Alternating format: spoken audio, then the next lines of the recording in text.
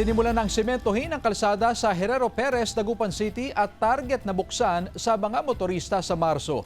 Ang detalye sa report ni Jasmine Gabriel Galban. Sinimulan na ngayong araw ang road concreting project sa natitirang bahagi ng Herrero Perez sa Dagupan City. Ito na ang third phase at huling bahagi ng pagpapataas sa kalsada. Unang sinimento ang kalahati ng kalsada. Nakatakda sa Huwebes ang natitira pang kalahati. Matapos sementuhin, sasailalim sa 28 days curing period. Yung kanya halos hindi kumasya yung mixer truck, kaya hinati po para hindi kawawa yung mga forms na nilagay natin, tsaka yung mga trabahador din. Kabuang 8 metro ang lapad o lawak ng kalsada, kasama na rito ang magkabilaang drainage canal. Nasa 1 hanggang 2 metro naman ang itinaas ng kalsada.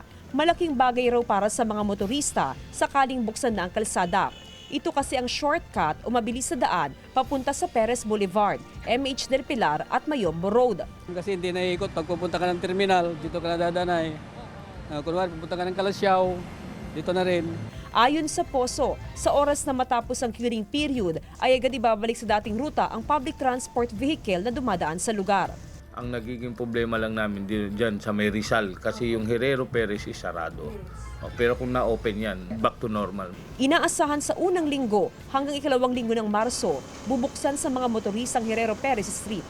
Kasama si Henry Duminsil, Jasmine Gabriel Galban, One North Central Luzon.